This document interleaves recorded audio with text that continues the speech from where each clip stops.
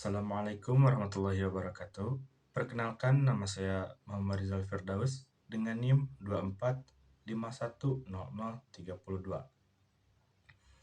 Di sini saya akan mempresentasikan jawaban soal UAS Pelajaran Pendidikan Agama Islam.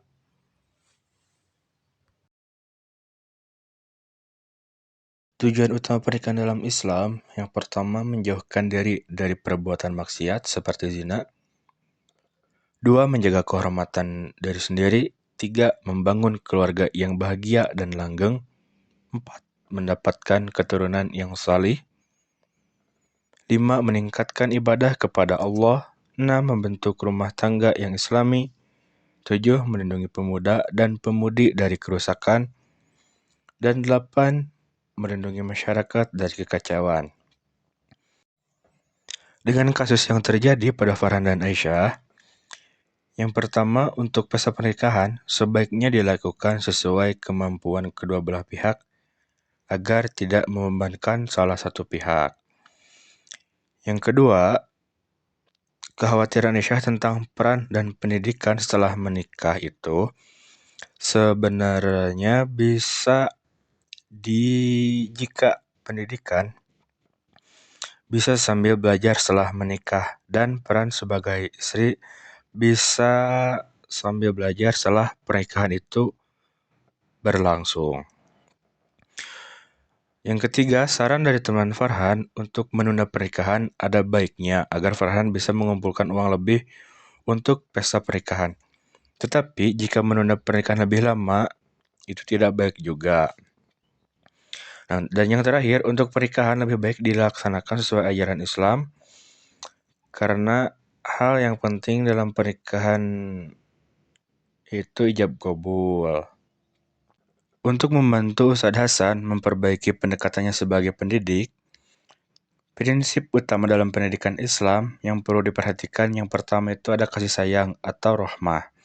Dalam Islam, pendidik diharapkan untuk menunjukkan kasih sayang dan kelembutan kepada murid. Seperti yang Rasulullah SAW bersabda, barang siapa yang tidak menyayangi, maka dia tidak akan disayangi. Hadis riwayat Bukhari dan Muslim. Kasih sayang ini akan membantu menciptakan suasana yang aman dan nyaman bagi siswa untuk belajar dan berinteraksi tanpa rasa takut. Yang kedua, pendidikan akhlak atau morality. Seorang pendidik dalam Islam bukan hanya bertugas mengajar ilmu pengetahuan, tetapi juga mendidik akhlak mulia. Rasulullah SAW bersabda, "Aku diutus untuk menyempurnakan akhlak yang mulia." Hadis riwayat Ahmad. Ustadz Hasan perlu memperhatikan pembentukan karakter, baik melalui keteladanan maupun nasihat, agar para siswa tidak hanya cerdas secara intelektual, tetapi juga berbudi pekerti. Yang ketiga, menumbuhkan rasa toleransi. Nah, seorang pendidik harus mampu mengajarkan nilai-nilai toleransi dan menghargai perbedaan. Dalam konteks pendidikan Islam, ini mencakup ajaran untuk saling menghormati perbedaan pendapat, suku, ras, dan latar belakang. Hal ini penting dalam menciptakan suasana kelas yang inklusif dan tidak diskriminatif. 4. Kesabaran dan keteguhan hati. Pendidik harus sabar dalam menghadapi berbagai tantangan dalam proses pembelajaran. Allah Subhanahu wa taala berfirman, "Sesungguhnya Allah bersama orang-orang yang sabar." Quran surat Al-Baqarah ayat 153. Kesabaran Ustadz Hasan akan sangat berperan dalam membimbing siswa yang mungkin merasa kesulitan atau enggan bertanya.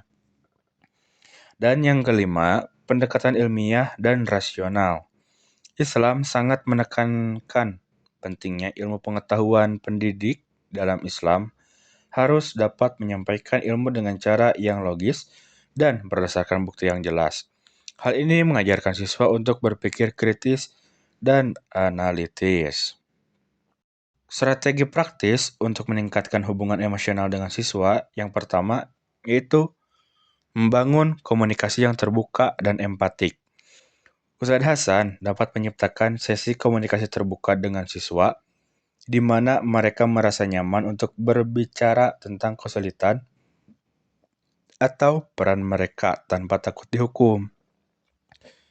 Misalnya, Ustadz Hasan bisa meluangkan waktu beberapa menit setelah kelas untuk berdialog dengan siswa secara individual atau dalam kelompok kecil.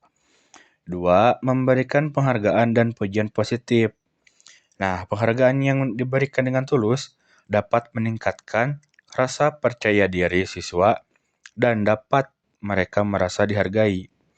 Ustadz Hasan bisa memberikan pujian untuk pencapaian akademik maupun sikap positif yang ditunjukkan oleh siswa, sehingga siswa merasa lebih dihargai dan didorong untuk terus berusaha.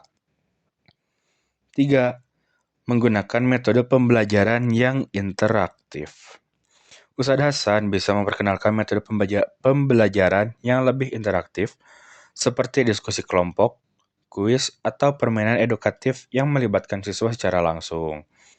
Hal ini dapat mengurangi rasa takut atau cemas siswa dalam bertanya, sekaligus memberi ruang bagi mereka untuk berpikir kritis dan saling berbagi pendapat. Nah, selanjutnya untuk contoh kegiatan atau metode pembelajaran yang sesuai untuk menciptakan suasana kelas yang kondusif, menyenangkan, dan islami. Nah, yang pertama itu metode diskusi dan tanya jawab. Metode diskusi memungkinkan siswa untuk berpikir kritis dan berbagi pendapat. Dalam Islam, diskusi dan tanya jawab sangat dianjurkan, seperti yang diajarkan Rasulullah SAW dalam banyak hadis. Ustadz Hasan dapat mendorong siswa untuk bertanya dan memberikan jawaban dengan cara penuh rasa hormat, sehingga menciptakan suasana saling menghargai. 2. Kegiatan refleksi dan motivasi. Ustadz Hasan bisa memulai kelas dengan kegiatan refleksi singkat, misalnya dengan mengajak siswa untuk berdoa bersama, membaca ayat Al-Quran, atau berdiskusi tentang nilai-nilai kehidupan. Kegiatan ini dapat memperkuat pemahaman agama mereka dan memupuk rasa cinta terhadap ilmu dan akhlak mulia. 3. Pembelajaran berdasarkan proyek atau project based learning. Metode pembelajaran berbasis proyek dapat membuat siswa terlibat lebih aktif dalam proses belajar. Misalnya, Ustadz Hasan bisa memberikan proyek penelitian tentang topik Islam tertentu dan mengajak siswa untuk bekerja dalam kelompok. Kegiatan ini mengembangkan kerjasama, keterampilan berpikir kritis, dan bertanggung jawab. 4. Permainan edukatif dengan nilai Islami. Ustadz Hasan dapat mengadakan permainan edukatif yang mengandung nilai-nilai Islami, seperti kuis yang menguji pengetahuan agama atau permainan peran, role playing, yang menggambarkan situasi yang mengajarkan sikap toleransi, saling menghormati, dan sikap empati. 5. Ceramah singkat dan cerita inspiratif. Setelah pembelajaran, Ustadz Hasan bisa memberikan ceramah singkat atau menyampaikan cerita inspirasi tentang tokoh-tokoh Islam yang mengedepankan akhlak mulia dan ilmu pengetahuan. Hal ini dapat memotivasi siswa untuk mengikuti contoh teladan yang baik dan memberikan wawasan yang lebih luas. Dengan pendekatan yang lebih lembut, empatik, dan interaktif, Ustadz Hasan dapat menciptakan suasana kelas yang tidak hanya produktif dalam pembelajaran ilmu agama, tetapi dalam pembentukan karakter dan akhlak siswa sesuai dengan nilai-nilai Islam. Saya dalam Islam rahmatan lil alamin, yaitu berarti Islam sebagai rahmat bagi seluruh alam. Nah, konsep ini mengacu pada ajaran Islam yang membawa kedamaian, kasih sayang, dan kebaikan. Tidak hanya untuk umat Islam, tetapi untuk umat manusia dan bahkan seluruh makhluk di alam semesta. Nah, konsep ini berarti bahwa Islam mengajarkan umatnya untuk hidup berdampingan dengan penuh kasih sayang, toleransi, dan saling menghormati terhadap semua makhluknya, baik manusia maupun lingkungan hidupnya. Dalam praktiknya, ini juga mencakup kewajiban untuk menghindari kekerasan, ketidakadilan, dan diskriminasi, serta mendorong kegiatan sosial yang bermanfaat bagi kemanusiaan secara keseluruhan. Yang kedua itu, untuk ekonomi syariah adalah sistem ekonomi yang dilandaskan pada prinsip-prinsip hukum Islam, yaitu syariah, yang mengatur transaksi ekonomi dengan aturan yang jelas, adil, dan beretika. Tujuan utama dari ekonomi syariah adalah untuk mencapai kesejahteraan umat manusia dengan cara yang sesuai dengan ajaran Islam, yaitu menghindari hal-hal yang dilarang dalam Islam seperti riba atau bunga, ghar, ketidakpastian yang berlebihan, dan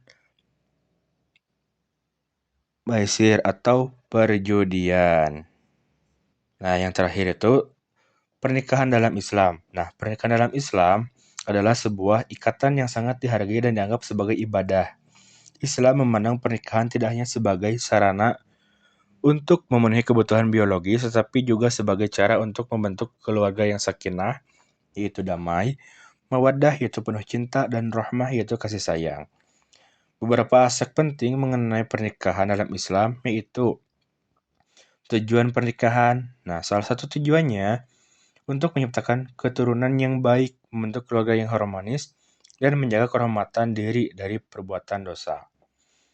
Selanjutnya yaitu hak dan kewajiban pasangan. Nah, dalam Islam ini, suami dan istri memiliki hak dan kewajiban yang harus dilaksanakan dengan penuh tanggung jawab. Suami bertanggung jawab untuk memberikan nafkah lahir dan batinnya, sementara istri berperan sebagai pendamping yang mendukung suami dalam membangun rumah tangga. Yang penting, penuh berkah. Keduanya harus saling menghormati, menjaga kepercayaan, dengan menghindari perilaku yang merusak hubungan.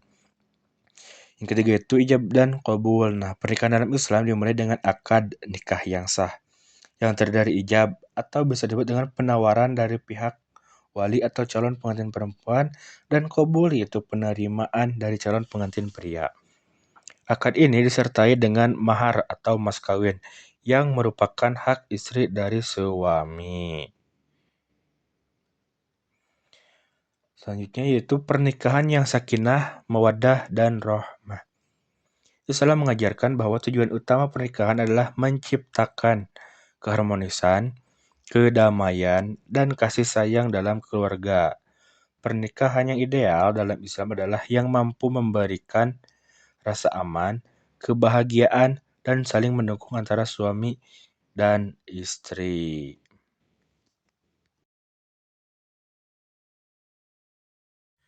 Demikian presentasi dari saya. Mohon maaf apabila ada kekurangan atau salah kata dalam penyampaian. Terima kasih. Wassalamualaikum warahmatullahi wabarakatuh.